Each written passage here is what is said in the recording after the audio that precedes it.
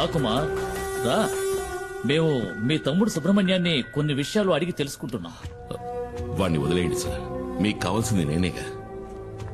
అవును, forest officer మేము చేస్తూ ఉన్న లెక్క చేయకుండా గంజాయి ఉన్న లారీతో తెలివిగా తుఫాన్లా దూసుకుపోయిన పులియూరు మహావీరుడివి కదా. కూర్చో కుమార్. అరే కూర్చోవయ్యా. నువ్వు నీ ప్రాణాలకు తెగించి ఈ సాహసానికి ఒడిగట్టింది నీ తమ్ముడి కోసమే కదా. వీడిని నేను ఊరికే ఎలా వదిలిపెట్టగలను? ఇందులో మా తమ్ముడు చేసిన తప్పేం లేదు సార్. వీడికేం తెలీదు. వీడికేం తెలీదు, అది కరెక్టే. కానీ నీకు ఆ డాడీ గిరిజాను రక్షించడానికి నువ్వు ఇప్పుడు ప్రాణాలు ఇవ్వడానికైనా సిద్ధంగా ఉన్నావు. ఆ డాడీ గిరిజా గురించి నీకేం తెలుసు? గత 14 నెలలుగా నేను వాడిని ఫాలో అవుతూనే ఉన్నాను తెలుసా. మంగళాపురంలో గూండాయిజం చెలాయిస్తూ ఎదిగిన గిరి ఉన్నట్టుండి శ్రీమంతుడిగా మారి రాజమండ్రిలో స్థిరపడ్డానికి ఏ బిజినెస్ కారణమో తెలుసా? ఆయుర్వేద మందుల ఫ్యాక్టరీ పేరుతో గంజాయి కలిపిన మత్తు మందులు తయారు చేయడం. First quality ash oil. ఆయుర్వేద ఉత్పత్తుల పేరుతో మత్తుమందుల సరఫరాని మంగళాపురం నుంచి గోవాకే కాకుండా విదేశాలకు కూడా ఎగుమతి చేస్తోంది గిరి ఫార్మాస్యూటికల్స్. ఆ కంపెనీకే మార్కెటింగ్ మేనేజర్ నీ తమ్ముడు సుబ్రహ్మణి. నిజంగా మాకు ఈ విషయాలు ఏవీ తెలియదు సార్. క్యాన్సర్ ని పోగొట్టే మందేదో తయారు చేస్తున్నామని. క్యాన్సర్ కి మందా? అలా చెప్పాడా? ఎంబీఏ చదువుకున్న సుబ్రహ్మణ్యానికి కూడా అబద్ధపు కథ చెప్పి మోసం చేసి సాధించాడు. నేనా రోజు పులియూరుకు వచ్చింది రేంజర్ కొట్టిన కేసులో నిన్ను అరెస్ట్ చేయడానికి వచ్చానని అందరూ అనుకున్నారు. వాళ్ళు నిన్ను నమ్మించారు. అది వాళ్ళ తంత్రం, కుట్ర. నిజానికి నేను అక్కడికి వచ్చింది ఒక గంజాయి లాబీ పని మీద, నీకోసం కాదు. నేనిప్పుడు ఈ కేసు ఫైల్ చేస్తే జామీను కూడా దొరకదు నీకు, నీ తమ్ముడికి. నేను మిమ్మల్ని కాపాడతాను. బదులుకి నువ్వు నాకు సహాయం చేయాలి. ఆయుర్వేద ఫ్యాక్టరీ ముసుగులో తయారైన మత్తుమందులు ఎక్కడ దాచాడో ఇంతవరకు ఎవరికీ తెలియదు. అరెస్ట్ చేయాలంటే సాక్ష్యాధారాలు కావాలి కదా. అందుకే వాడు దాచి ఉంచిన మత్తుమందులు ఎక్కడున్నాయో కనిపెట్టాలి. ఆ పని నీ వల్లే అవుతుంది. నువ్వు నాకు ఈ ఉపకారం చేశావంటే ఈ ఎఫ్ఐఆర్లో మీ ఇద్దరి పేర్లు ఉండవు.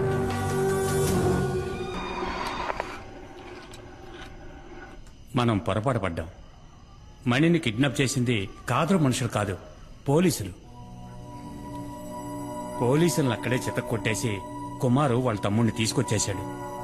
నేను ఎంక్వైరీ చేశాను. గవర్నమెంట్ హాస్పిటల్లో 2 పోలీసుల్ని అడ్మిట్ చేశారు. కుమార్ కిందే ఉన్నాడు వాళ్ళ తమ్ముడితో.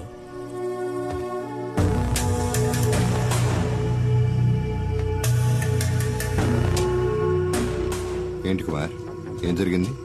నేను అక్కడికి వెళ్లేసరికి మొత్తం అందరూ పోలీసులే. ఏదో కహానీలు చెప్పి వీడిని కొడుతూ ఉన్నారు. మన ఫ్యాక్టరీలో క్యాన్సర్ మందు తయారు చేయట్లేదు, గంజాయి ఆగుతో వేరే ఏదో తయారు చేస్తున్నారు. దాని పేరేంట్రా? యాష్ ఆయిల్ అంట.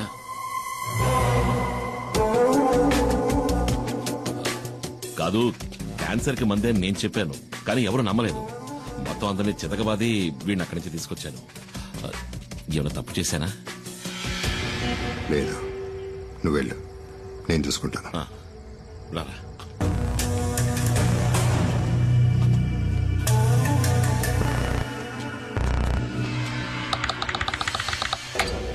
ఏంటి డాడీ మీరనేది? సడన్ గా ఇప్పుడు సరుకున్న చోటు మార్చమంటే ఎలా మార్చగలం? గంజాయి ఉన్న చోటు పోలీసులకి ఇంకా తెలీదు.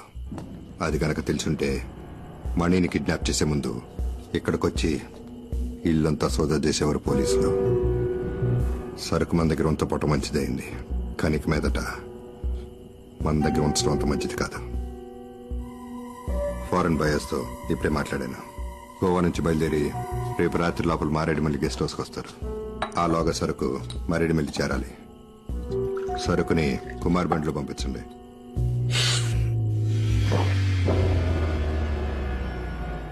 సరుకుతో వెళ్ళొద్దు. మనలో ఎవడో ఒకడో ఏమాడుతున్నట్టు అనిపిస్తుంది.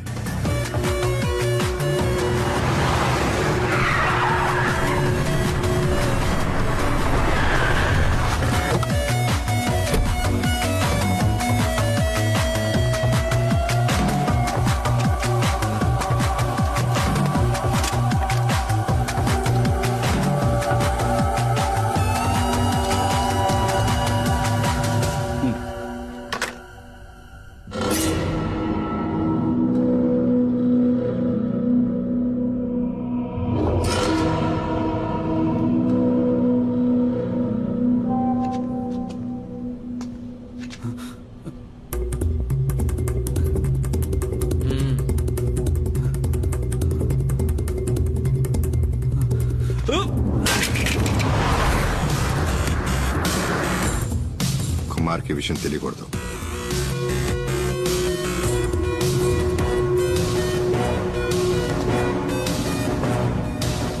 నీకు చివరి అవకాశం ఇస్తున్నా.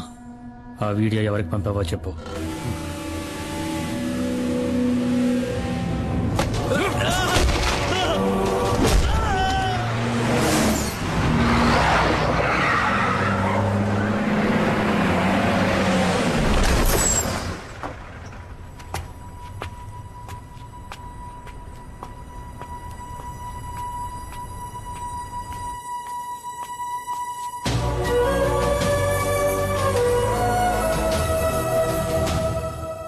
ఎరా మేస్త్రి ఎక్కడా? పైన ఉన్నాడు.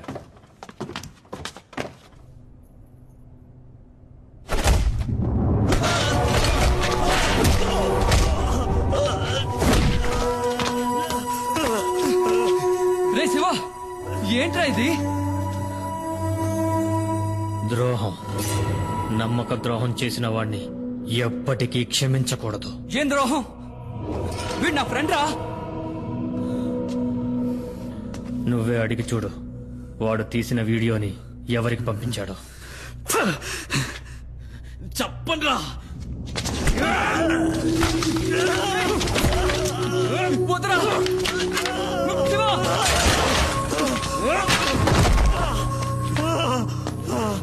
వీడి చేత నేను చెప్పిస్తా. రే వద్దురా శివ, నేను చెప్పబట్టే మనీ ఈ పనిలో చేరాడు.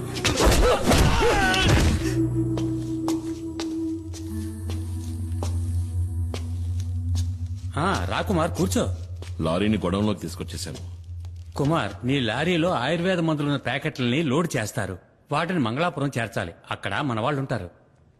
ఇది ప్రోడక్ట్ యొక్క డీటెయిల్స్, ఇది సేల్స్ పేపర్. ఈ 2 చెక్ పోస్టులు చూపిస్తే చాలు. ఓహో, శివ మనలోనే ఒక డబుల్ గేమ్ ఆడుతున్నాడని అనుమానం. శివ వాణ్ణి విచారిస్తున్నాడు. వచ్చేస్తాడు.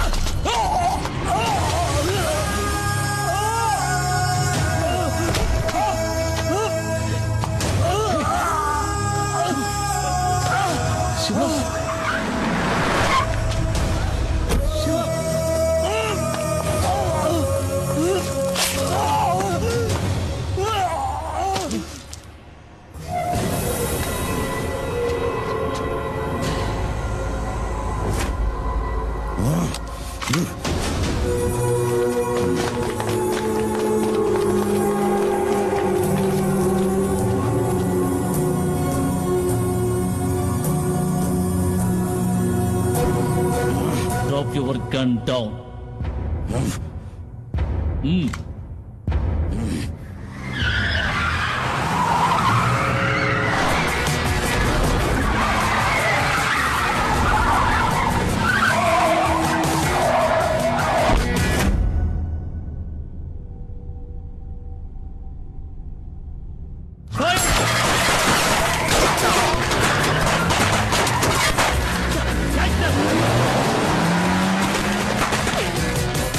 కుమార్, సార్ నేను ఇదంతా నేను చూసుకుంటాను. నువ్వు వెంటనే పులియూరుకు పో.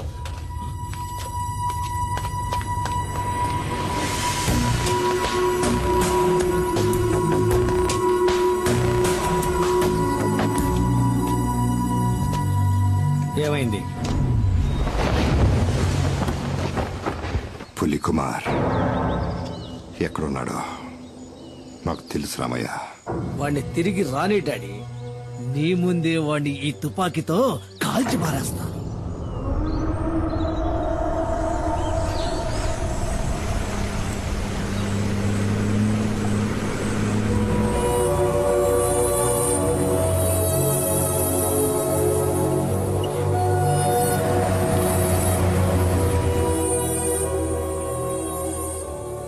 కుమార్,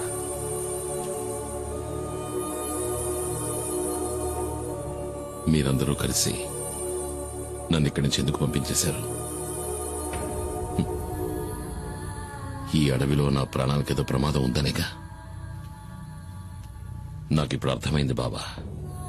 అడవిలో ఉన్న మృగాల కన్నా ఊళ్ళో ఉన్న మనుషులే ఎంతో ప్రమాదకరమైన వాళ్ళు. అడవిలో ఉన్న శత్రువులు కంటికి కనిపిస్తారు, ఎదిరించి పోరాడగలం. కానీ ఊళ్ళో ఉన్న మనుషులు అలా కాదు. తీయగా మాట్లాడతారు, ప్రేమ చూపిస్తారు. కానీ అది నిజమని నమ్మే లోపే మనల్ని వెన్నుపోటు పొడుస్తారు.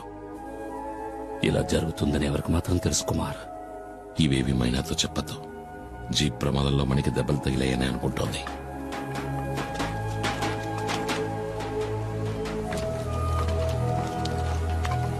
ఏంటయ్యా కుమార్, ఎన్నాళ్ళు నువ్వేమైపోయావు? ఊళ్ళోకి మళ్ళీ పులొచ్చింది. ఈ నెల రోజుల్లో 7 మందిని చంపేసింది ఆ పెద్ద పులి. నీ కోసం ఎక్కడెక్కడో వెతికాం. నువ్వెక్కడున్నావో తెలిస్తే కదా పిలిపించగలం. కుమార్, నా మనవరాలు మల్లికని నేను చూస్తూ ఉండగానే నిన్న రాత్రి అడవులోకి లాక్కెళ్ళింది.